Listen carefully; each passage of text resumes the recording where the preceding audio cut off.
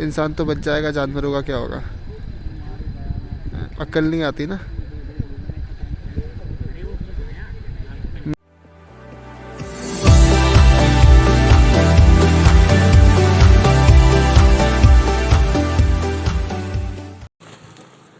जय हिंद दोस्तों, this is Gaurav Gauri and you know me as EDS professor. तो आज दिस इज़ अ कंसर्न जो आप लोगों को दिखाने जा रहा हूँ। तो आप देखना मेरे पीछे जंगलों में आग लगी हुई है। And recently I am a research scholar in HNB Garhwal university with the department of geography. So दिखाता हूँ आपको HNB चौरास कैंपस के सामने से कैसे जंगलों में कितनी खतरनाक आग लगी हुई है। And these are the hills of Pauri, Pauri district. So close view दिखाता हूँ आपको जितना क्लोज मैं कर सकता हूँ। So be with me. Friends, इस वक्त मैं HNB चौरास कैंपस के गेट के सामने खड़ा हूँ और मैं आपको ये दिखाता हूँ क्लोजली कि ये जो आग की लपटें हैं ये कितनी ख़तरनाक है। So with my OnePlus 7 Pro मैं इसको, आप लपटों को ध्यान से देख सकते हैं। ये बहुत डिज़ास्टर है यार, बहुत ज़्यादा डिज़ास्टर है। इतना नुकसान से होता है। इंसान तो बच जाएगा, जानवरों का क्या होगा। अक्ल नहीं आती ना।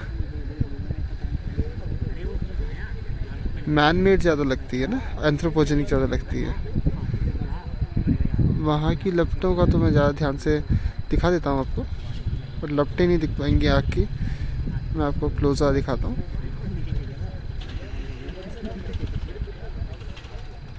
धुआं देखिए आप।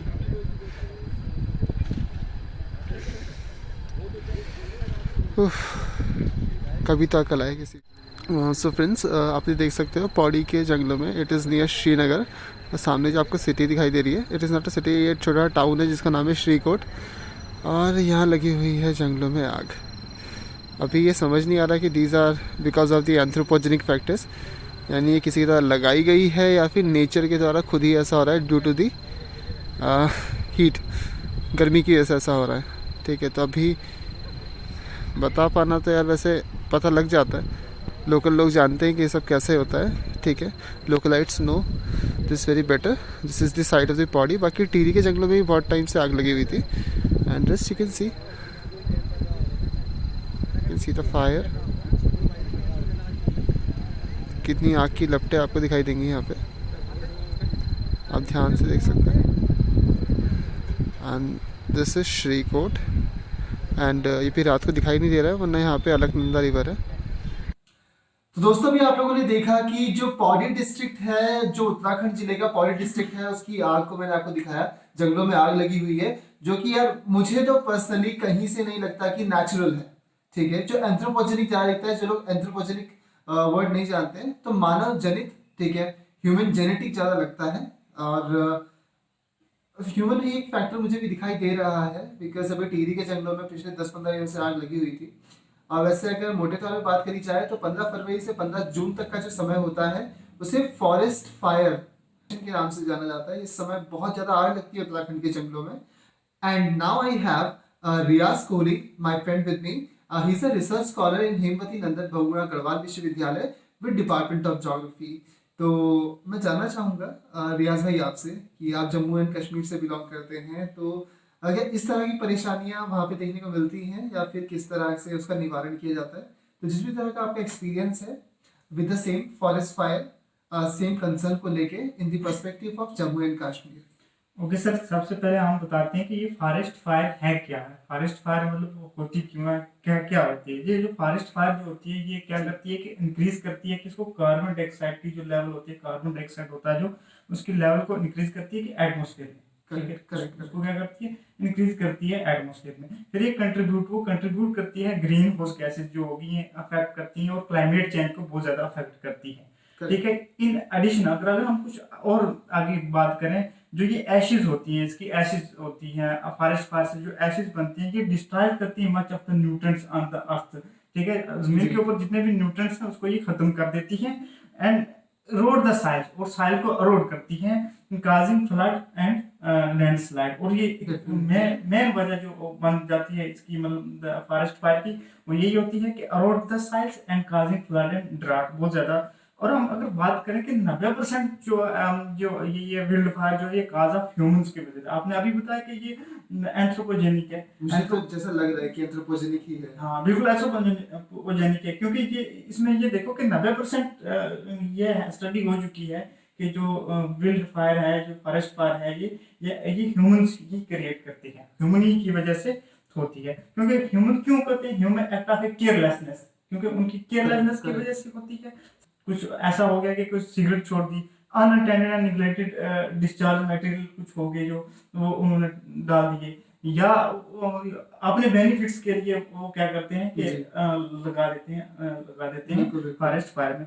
और ये बहुत बड़े एक्सीडेंट होते हैं, डेलिब्रेट एक्ट ऑफ एरोजन होते हैं ये, ठीक है, जो पूरे किसको करते हैं, क्लाइमेट को अफेक्ट करते हैं। देखो एट प्रेजेंट कंडीशन उत्तराखंड में ये हो रहा है कि पूरे उत्तराखंड में बहुत धुआं सा छा रखा है।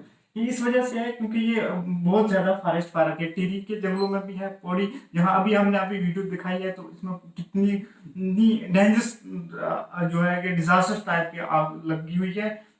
इसका मेन वजह ये इंक्रीज करती है किसको के ग्लोबल टेम्परेचर को इंक्रीज करती है, क्लाइमेट चेंज को इंक्रीज करती है, जिसकी वजह से क्या हो रहा है आज प्रेजेंट हमें देखने को मिलता है कि ग्लेशियर मेल्ट कर रहे हैं, बहुत सीरियस प्रॉब्लम हो रही है, लैंडस्लाइड हो रही है। ये मेन वजह यही है कि ये फॉरेस्ट फायर है। और ये फॉरेस्ट फायर क्यों है, किस वजह से? क्योंकि due to the human activities, carelessness की वजह से हो रही है, क्योंकि हम लोग अवेयर नहीं है। देखो हम अवेयर नहीं है, हमें फॉरेस्ट की वैल्यू को क्या करना है, समझना कि फॉरेस्ट सबसे इम्पोर्टेंट है। फॉरेस्ट है तो हम हैं, फॉरेस्ट की वजह से ही सब कुछ चल रहा है, इकोसिस्टम बैलेंस है, तो उसकी वजह हमें रेनफॉल मिल रहा है, ये भी फॉरेस्ट की वजह से मिल रहा है। और पूरा इकोसिस्टम की हम बात करते हैं, इकोलॉजी की बात करते हैं, बात करें तो ये सब सस्टेन हुआ है, फॉरेस्ट की वजह से सस्टेन हुआ है पूरा। और इसका एक और दूसरा पहलू से हम बात करें कि जो क्या हो रहा है कि इंडेंजर्ड स्पीसीज जो है, स्पीसीज, ठीक है, वो इसकी वजह से क्या हो रहे हैं, खत्म हो रहे हैं। ठीक है, सबसे ज्यादा जो मेरे को पर्सनल लेवल पे परेशानी होती है, जैसे कि with the construction of Tehri dam, इतना बड़ा प्रोजेक्ट बनाते हैं, जैसे हम लोग जब सस्टेनेबल डेवलपमेंट की बात करते हैं, तो इसमें कहीं ना जो जानवर होते हैं, एनिमल्स होते हैं, बायोडाइवर्सिटी के, हम उस पार्ट को भूल जाते हैं। तो जैसे आपने भी बता रहे एंडेंजर्ड स्पीशीज, तो वो जो एंडेंजर्ड स्पीशीज होती है उनको हमने ही एंडेंजर किया है। बिल्कुल हमने ही किया, हमने के लिए एंडेंजर किया। देखो ना, आपने टिहरी डैम की बात की, सही बात है, हमने अच्छा कंसेप्ट लाया, क्योंकि टिहरी डैम का ये है कि लोगों को शिफ्ट हो गए, मगर स्पीसीज कहीं शिफ्ट नहीं हो पाए, स्पीसीज नहीं शिफ्ट हो पाए, क्योंकि स्पीसीज के लिए कुछ क्या नहीं है कि उनको तो वहीं रहना, उनका वही जोन है, वो इको जोन जो है उनका वही है, उसमें उसी जोन में ही रहना है। तो इसलिए देखो ये कुछ ऐसे स्पीसीज होते हैं जो इस आग की वजह से खत्म हो जाती है, और कुछ ऐसी फॉरेस्ट के अंदर कुछ ऐसी जड़ी बूटियां होती हैं, ऐसी शब्स होती हैं, ऐसी हर्ब्स होती हैं जो बहुत कीमती होती हैं, और वो क्या हो जाती हैं, खत्म हो जाती हैं। और हाँ, जो वैल्यूएबल चीजें होती हैं वो हम उनको खुद ही अपने आप की वजह से ही क्या करें, खत्म कर खो दे रहे हैं। और ये उत्तराखंड में बहुत सीरियस प्रॉब्लम है।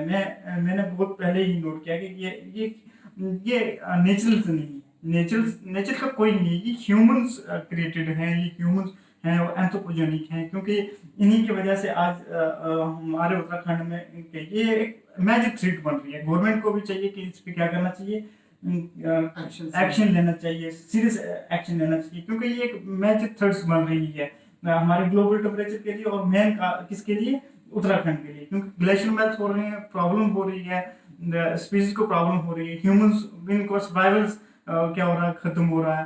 तो ये बहुत मेजर प्रॉब्लम है इसकी। अगर मैं बात करूं कि आपने बोला कि जम्मू कश्मीर में और उत्तराखंड की बात करूं, तो देखो यहाँ 90% जो है कि मैंने बताया कि ह्यूमंस की एंथ्रोपोजेनिक एक्टिविटी है, और जम्मू कश्मीर में ऐसा कुछ नहीं है, क्योंकि वहाँ लोग इसकी वैल्यू समझते हैं,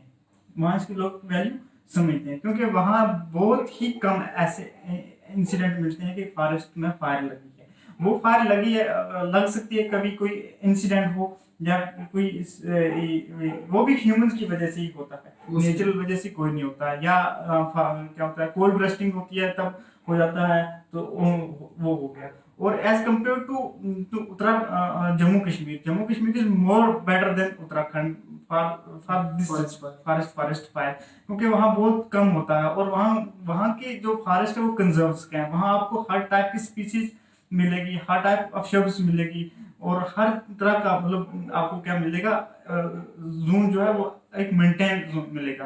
तो मुझे लगता है कि जम्मू कश्मीर जो है वहाँ वहाँ ये बहुत कम होती है और मैंने देखा पॉलिसीज करनी चाहिए। और वहाँ ऐसा है कि वहाँ गवर्नमेंट बहुत स्ट्रिक्ट एक्शन लेती है। जब एक्शन इम्पोर्टेंट, जब हम एक्शन लेंगे तभी दूसरे बंदे को डर लगेगा भाई हाँ मुझे ये काम गलत है, मुझे ये काम नहीं करना। फॉरेस्ट को फायर आग लगाऊंगा तो हाँ भाई मुझे पुनिश हो सकती है, इट इज अ पुनिशेबल एक्ट है। इसलिए क्या है कि हमें उसके अंदर नहीं जाना चाहिए, हम नहीं करेंगे। इसलिए वहाँ बहुत सीरियस एक्शन, ये मेन प्रॉब्लम मानी जाती है कि जब भी कोई क्या करता है कि फॉरेस्ट में फायर लगा देती है और गवर्नमेंट एक्शन लेती है और उसको मतलब फाइन कर देती है। तो मैं यही कहना चाहूँगा कि गवर्नमेंट को इस चीज़ के लिए आगे आना चाहिए। और अगर हमें उत्तराखंड को फॉरेस्ट फायर फ्री करना है तो हमें इसके लिए यही करना होगा कि हमें खुद भी लोगों को अवेयर करना है। हम खुद कैंप लगा सकते हैं, वहाँ पे लोगों को अवेयर कर सकते हैं।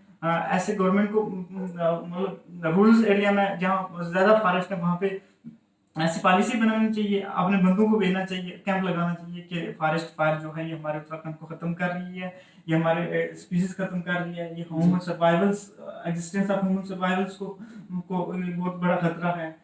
तो इसके लिए हमें बहुत स्टेप लेना बहुत जरूरी है। So thank you. अभी आप सभी ने सुना, मेरे साथ है रियाज कोहली भाई। तो इन्होंने क्लोजली देखा है, मुझसे ज़्यादा समय इन्होंने श्रीनगर में गुजारा भी है और साथ ही साथ जम्मू कश्मीर का भी इन्होंने अपना एक्सपीरियंस बताया वहाँ पे कि ऐसी एक्टिविटीज़ काफ़ी कम वहाँ पे देखने को होती हैं, पर ये कहीं ना कहीं हमारी मतलब ह्यूमन की केयरलेसनेस के कारण होती है।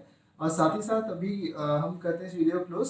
मोस्ट इम्पॉर्टेंटली अभी आप लोगों ने देखा होगा, क्लोज करते हुए एंड नोट में आपको बताना चाहूँगा, अमेजोन के जंगलों में आग लगी थी, ऑस्ट्रेलिया के जंगलों में आग लगी थी, तब तो फूट के आंसू बहाए थे क्योंकि वहाँ पे मीडिया कैमरा लेके पहुंच जाता है, समझ रहे हैं, मीडिया कैमरा लेके पहुंच जाता है। हाँ। लेकिन उत्तराखंड के जंगलों में मीडिया इंपॉर्टेंट रोल प्ले कर सकता है टू करेक्ट। बिल्कुल।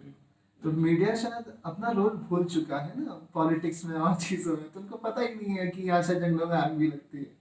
तो थैंक यू रियाज भाई, thank you for being with us. Thank you and thanks a lot friends. बहुत सारे ऐसे हमें इंपॉर्टेंट टॉपिक्स आते रहेंगे, आप भागना, ठीक है। And love you all, thank you. जय हिंद। जय हिंद।